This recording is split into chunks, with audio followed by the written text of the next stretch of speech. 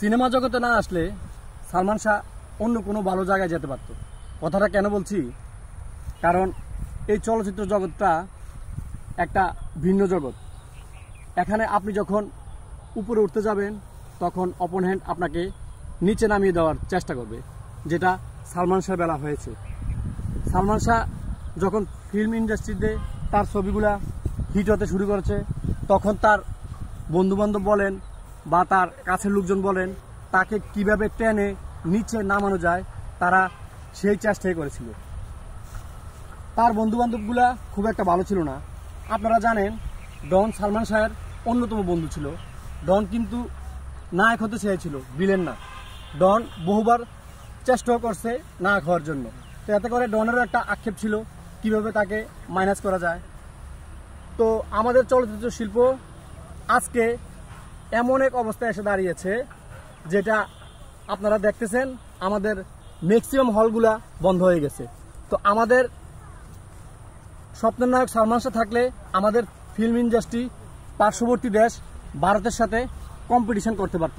আমি একটা কথা আপনাদেরকে বলে রাখি, আপনারা দেখবেন কেয়ামত থেকে কেয়ামত হিন্দি আর কেয়ামত থেকে কেয়ামত বাংলা, ওই সময় সোহানুর রহমান সোহান ওইটা রিমিক করার জন্য কেয়ামত থেকে কেয়ামতের শর্ত কিনে নিয়েছিল, মানে হিন্দি ভার্সনের ভারত থেকে। তখন তারা নায়ক সংকটে পড়েছিল। তখন সালমান শাহর বাসায় গিয়েছিল, তাকে বুঝিয়েছে। সালমান শাহ এক পর্যায়ে রাজি হয়েছে, কিন্তু তার ফ্যামিলি রাজি হয় নাই। কেন? কারণ এই চলচ্চিত্র শিল্প একটা নোংরা জায়গা, যেখানে এই সালমান শাহ যখন কেয়ামত থেকে কেয়ামত হিট করলো, তখন তাকে আর পিছন ফিরে তাকাতে হয়নি।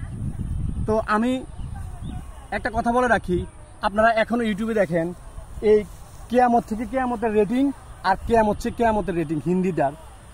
সালমান শাহ যে বাংলা ভাষণটা করছে, এখন পর্যন্ত আমাদের স্বপ্নের নায়ক সালমান শাহর রেটিং পয়েন্ট ইউটিউবে বেশি।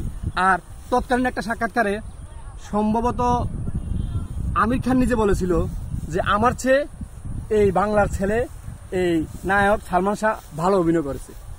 আজকে সালমান শাহ দুনিয়া থেকে বিদায় নিছে, তার পিছনে আমি বলবো 60% দায়ী তার বন্ধুবান্ধব, 20% দায়ী সামিরা, বাকি 20% ফিল্ম ইন্ডাস্ট্রি। অকালে আমরা এক উজ্জ্বল নক্ষত্রকে হারিয়েছি, যেটা হয়তো আগামী 100 বছরে আর কোনোদিন পূরণ হবে না। তো সালমানের আত্মার মাগফিরাত কামনা করছি। তো আমরা এখন 29 বছর পর এই মামলাটা আবার হত্যা মামলা হিসাবে গ্রহণ করেছে আদালত। এই ইন্টিরিয়াম গভর্নমেন্টের কাছে আমার দাবি থাকবে, আপনি অনেক বড় বড় মামলার রায় ইতিমধ্যে করে দেখিয়েছেন। মাননীয় প্রধান উপদেষ্টা সালমান শাহ কীভাবে মারা গেছে তার একটা সুষ্ঠু সুরাহা আমরা আপনার মাধ্যমে দেখতে চাই। কুটি সালমান ভক্ত দেখতে চাই। আমাদের প্রাণের দাবি, সালমান শাহ কি আসলে নিজে নিজে জীবন দিয়ে দিছে, না তাকে পরিকল্পিতভাবে হত্যা করা হয়েছে? এটা হলো আমাদের দাবি। তো সবাই ভালো থাকবেন, সুস্থ থাকবেন, নিরাপদে থাকবেন।